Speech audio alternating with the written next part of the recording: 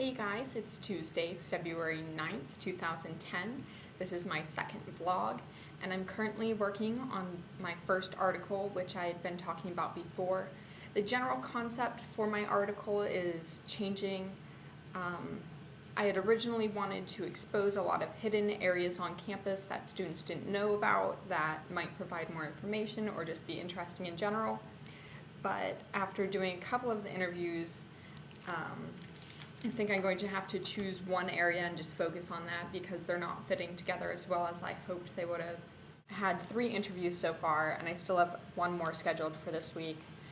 My first interview was with a professor about the Umbaji Art Museum, which is Pan-African art.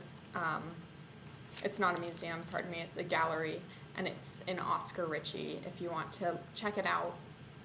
I talked with the professor a little bit about the general concept of the gallery and what was being shown, and after that we decided that we'd meet again, so I have another interview with him on Thursday where he's going to lead me around the art gallery, because what I discovered is that you can't go to the art gallery unless you have a teacher with you.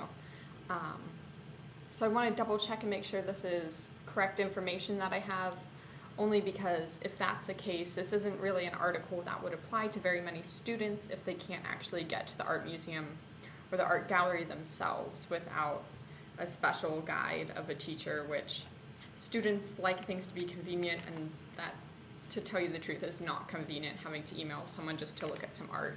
I had a second interview with Miss Kara Gilgenbaugh, who's the head of the Special Collections and Archives for Kent.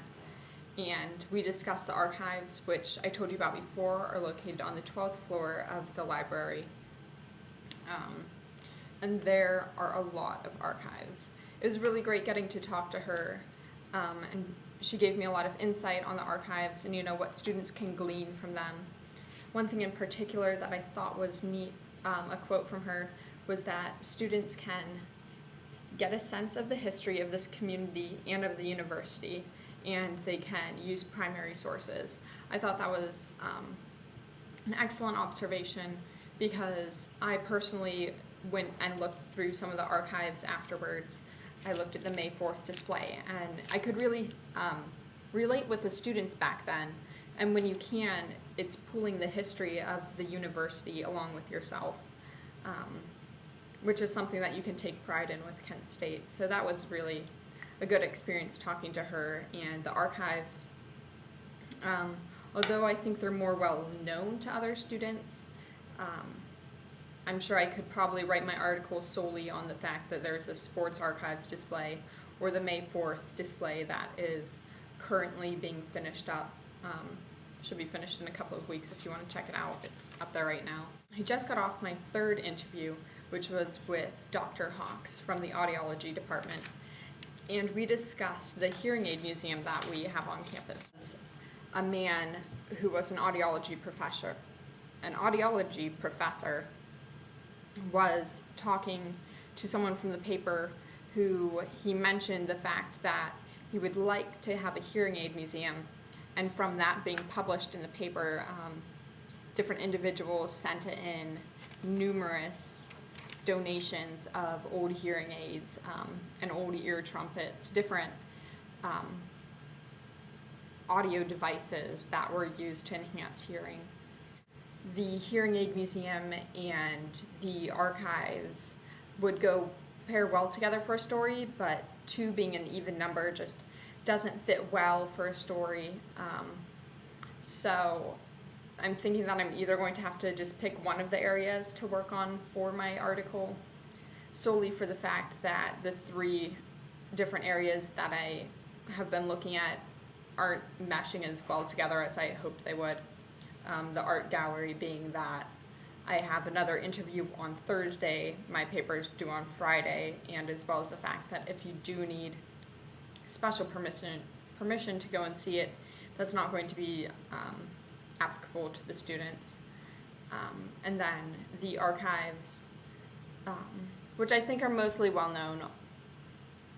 I just want to shy away from anything that's well known to the students already. So right now it's looking like my article will end up solely being on the Hearing Aid Museum and archives, but that's all subjective to change when I write my article for the final step. But that's all I have for now. It's been a week of interviews. Still one to go, and then just on to the writing process, which I don't think will be too hard. I guess in the future, if I were to actually be writing for a paper about these topics, I think it'd be something that'd be better on a weekly basis to have a little blurb about each different area, you know, a short article about the Umbaji Art Gallery, a short article about the Hearing Aid Museum, all in different papers, just as an ongoing unknown hidden secret about Kent State. That would work out probably a bit better than putting all three of them together. So that's where I'm at right now. I actually have to get to class, so I'll let you guys know how the article goes, and it'll be published up on the site by the end of this week. Alright guys, it's time for the link of the day. Today's link is Journalism 2.0. It's a blog edited by Mark Briggs, but it's got several authors, and they discuss the interconnection of technology and journalism in today's society. So go ahead and check that out, really good. Get you on topic with what's happening in technology and what's happening in journalism, and really keeping you up to speed. So go ahead, check that out. Bye-bye, guys.